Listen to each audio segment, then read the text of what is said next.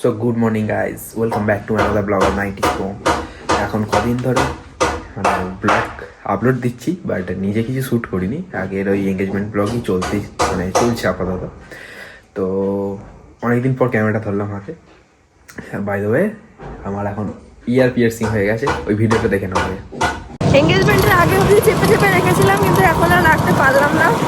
এখন খুব ইচ্ছা করেছে কান ফোটাতে যাবে, তো জবরদস্তি করে ধরে বেঁধে নিয়ে যাচ্ছে কান ফোটানোর জন্য। মানে কি বলবো, আমার হচ্ছে লাগবে না তো, আমার লাগবে না তো, ভয় লাগছে। হ্যাঁ, এদিকে কানও ফোটাবো, স্টাইলে মারবো, আবার লাগবে কিনা। আমি বলেছি দুখানা একবারই ফুটিয়ে দেবো, হয়তো নাকটাও ফুটিয়ে দেবো। নাকের নথটা আমি বার্থডেতে গিফট করে দেবো বলেছি। দেখি চলো যাই, আমরাও চলো আমাদের সাথে। কোথায় যাচ্ছি কান ফোটাতে দেখতে। এই আমরা চলে এসেছি এখন কান ফোটানোর জন্য। এই যে এখন বলছে ব্যাকে চলে যাব, সাহস আবার কি দেবো, নিজের ইচ্ছা হয়েছে, শখ পূরণ করতে গেলে একটু কষ্ট করতে হয়। আমরা এখন চলে এসেছি হাবিবসে, চলো দেখি কেমন ভাবে কান ফুটো হয়। সব থেকে বড় এইটা, নাকে একটা আর দুটো কানে দুটো, ঠিক আছে। আর এটা চিন্তা ভাবনা করছি কোনটা পড়বো। এই দুটো কানে এটা আর নাকে এটা। এই দুটো একটু বার কর। আচ্ছা, খুলে দিলে তো মানে হয়ে যাবে, বন্ধ হয়ে যাবে না, কিছুদিন থাকবে। আমি তো বন্ধই করে দিলাম একটা কানের ফুটিয়েও, এক্ষুনি তো বেরিয়ে যাবে। ব্যথা পেলে খালি বলবে যে ব্যথা পেয়েছি, ব্যথা দিয়েই ফুটিয়ে দাও, ব্যথা পেলে বলবে যে ব্যথা পেয়েছি, ঠিক আছে। দেখি কেমন দেখছি।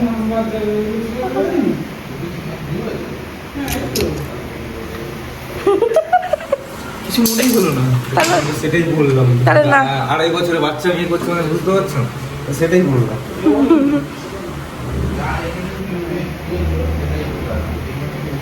কি দিচ্ছ? যা হয়েই গেল নাকি, আমি ভাবলাম তো কাঁদবো।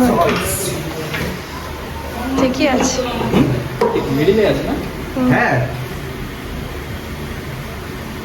দেখে না এবার আর কি ফুটো করবে নাকি মিডিলে, না হলে তুলে আবার ফুটো করে দেবো ভাই। লাগলো কান ফুটো করে, সেকেন্ডের ব্যাপার, নাকটা হয়ে যাক তাহলে ফুটো। কান ফোটানোর পর এখন আমরা প্রিন্ট আউট নিতে গিয়েছিলাম, আর এখন কানে এরকম হাত দিয়ে যাচ্ছে, কারণ ঠান্ডা লাগলেই টন করছে। এবার বুঝবে কান ফোটানোর কি ব্যথা, মেয়েদের কত কষ্ট, এবার বুঝতে পারবে। ঠিক আছে, ভীষণ ঠান্ডা। তো আপাতত আমরা এখন বাড়ির দিকে যাচ্ছি।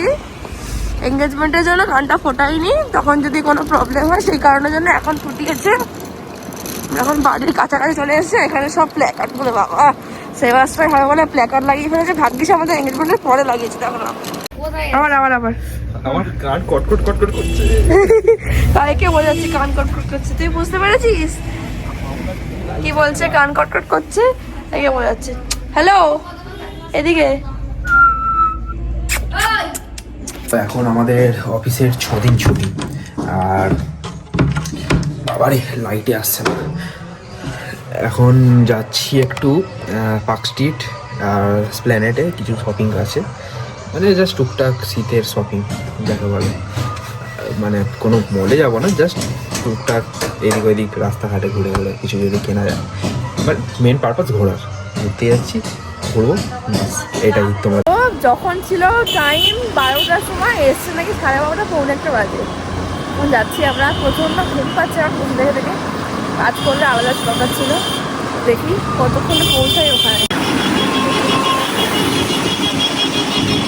সিগন্যাল মানতেই সময় শেষ হয়ে যাবে। ওই দেখা যাচ্ছে জুডিও, আর ওই যে দেখো দূরে দেখা যাচ্ছে লাইটিং, প্রথম লাইটিং দেখতে পেয়েছি। বাট অবভিয়াসলি সকালবেলা লাইটটা অফ থাকবেই।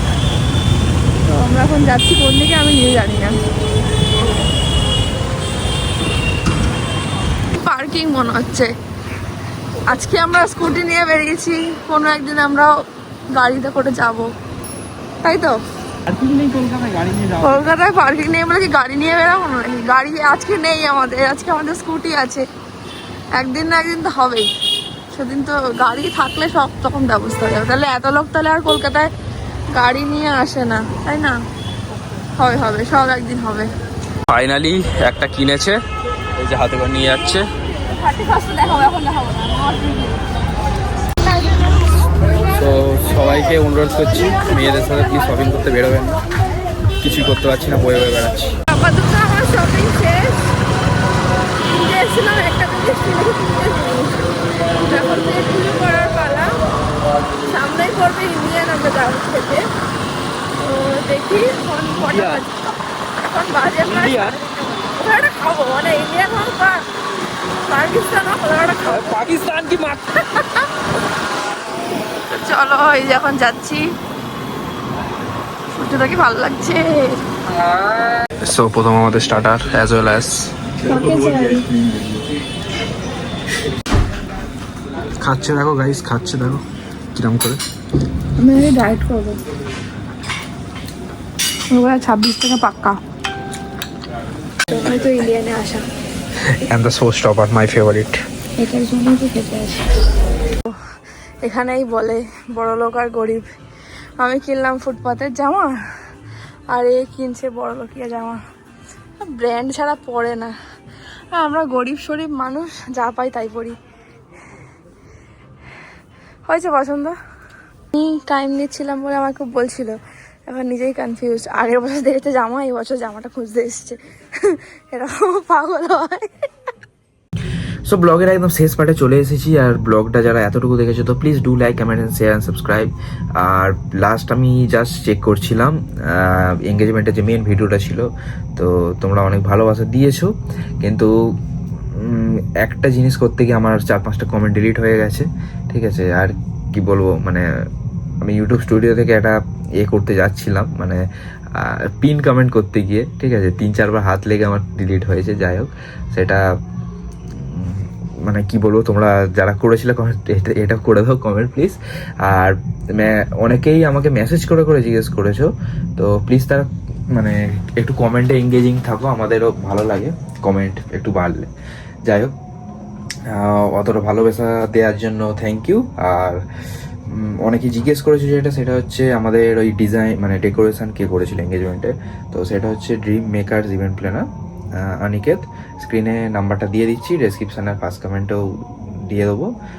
আর যেটা না বললেই না, এটা হয়তো কেউ মানে আক্স করোনি, বাট আমাদের ক্যাটারিং ছিল হচ্ছে তারামা ক্যাটারা, যেটা বেহালায়।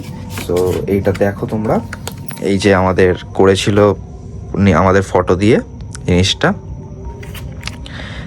আর এই ছিল আমাদের মেনু, এঙ্গেজমেন্ট মেনু।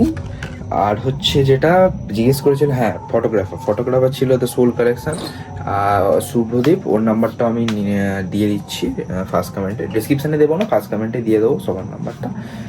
আর হচ্ছে একটা ব্লগ করেছিলাম, বাট এখন সেটা মনে পড়েছে যে এই ব্লগটা আপলোডই দিইনি আমি, কিন্তু এডিট করে অলরেডি মানে কি বলবো রেখে দিয়েছিলাম।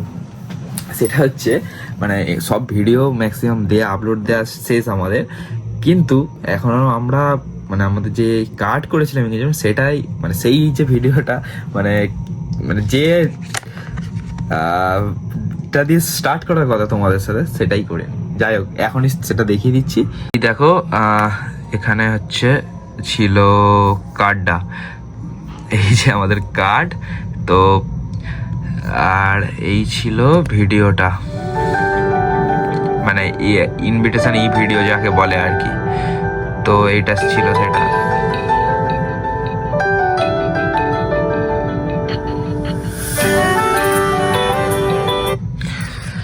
সো এত পরে কেন দেখালাম, তার কারণ হচ্ছে অ্যাকচুয়ালি ব্লগ করি মানে ভিউ বাড়বে, লাইক করবে, এইটার জন্য তো নয়, আমার কাছে তো নয়, আর মেঘার কাছেও নয়।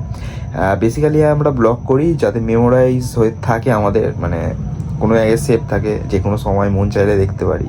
তো এটাই ছিল উদ্দেশ্য। তো চলো, টাটা।